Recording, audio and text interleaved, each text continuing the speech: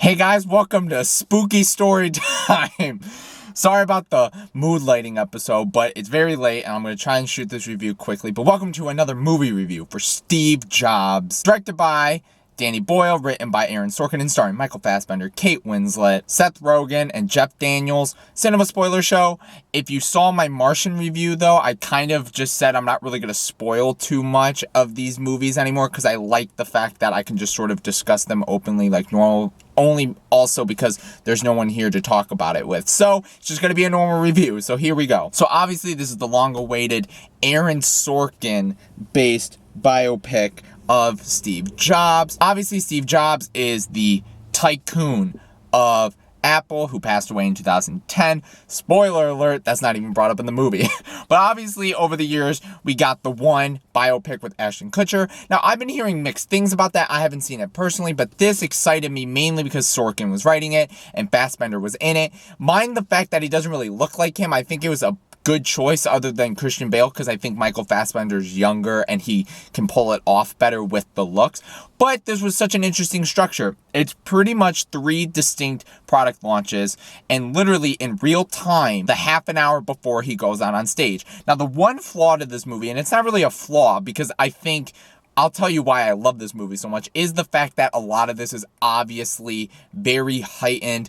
I'm not sure half of this stuff probably happened before he went out on stage, but ironically, you get to really see Steve Jobs as I think probably who he really was in a really interestingly heightened way, in such a creative way. Also with the way it's shot, because the first segment is very grainy and then it gets a little bit more like clearer and then the final is clear. And wow, this movie is something. It really is something. It's electrifying. The writing's phenomenal. The acting's stellar, including all 3 versions of Lisa as she grows up. I thought she was phenomenal in this movie. And I just was so enthralled with just everything going on. There is some roller coaster dialogue. I thought the directing by Danny Boyle was so different from what Fincher would have done with the film, mainly because of the fact that I think Fincher would have looked Social Network. But it's a little bit more vibrant. It's a little bit more interesting with sort of some of the visual stuff that they do in the film. And again, I think Danny Boyle, even though I haven't really seen that many of his movies, his style is very interesting to this film. And I think it makes it a lot better. And again, I think one of the best parts of this movie is its structure. It's so just interesting to see all these back and forth quips. And you get to know a lot about Steve Jobs, Apple, all the employees, his friends, or his, companions. That's a weird word that I just used, but whatever. And Lisa, his relationship with his daughter, and sort of all that sort of stuff. And the whole thing chronicalizes each moment of his life over these 3 product launches, and it sort of sees him grow. And obviously we don't see an end, we don't see a beginning, even though we do see some cool flashback stuff, which I thought was great. But overall, I think it's just such an interesting film, pulling from something like Straight Outta Compton, where I thought that film was so much fun and great.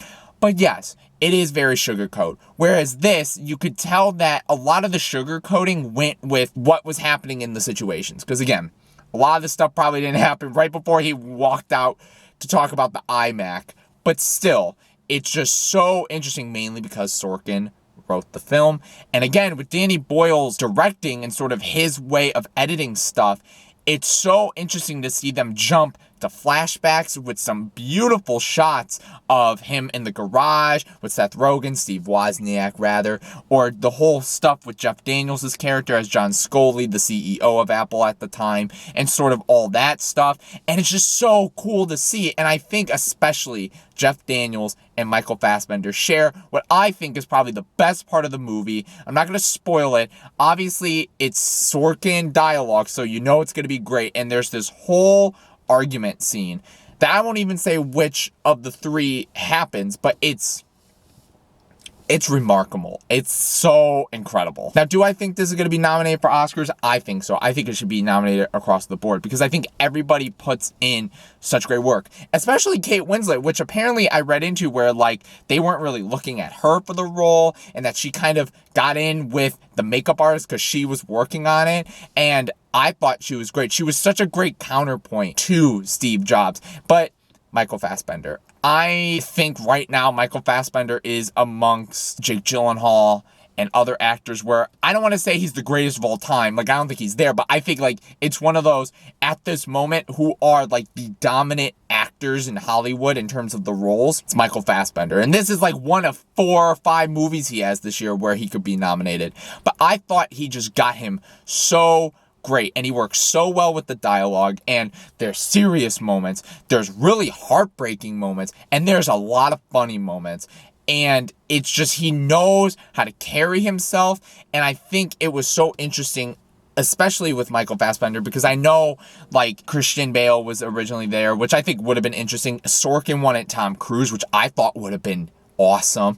And then I know Leonardo DiCaprio was on it, but I think Michael Fassbender really pulled it off. Again, like I said, everything about this movie was so great, especially the music, which again was different because I didn't want a Fincher Reznor thing. I'm glad that this was sort of a different style thing. Besides the writing, which is so followed up by Social Network, it is Sorkin. But overall, I say go see this if it's opening. I know it opens wide next week. And wow, this was a roller coaster. Everything about this film was absolutely dynamite. So if you've seen it, what you think of it, all the aspects I talked about, or are you actually kind of a little bit lukewarm on it? I know it's another Steve Jobs movie, but please give it a chance. Please, please, please give it a chance. But if you please like and please subscribe if you want more movie reviews, as well as music, television reviews, original stuff hopefully coming soon, raw discussions every now and again. And guess what? We could do more creepy videos like this because it's Spooktober right now. So I guess it works. But thank you guys so much for watching, and thank you for tuning in to ChannelBK. Peace out, guys.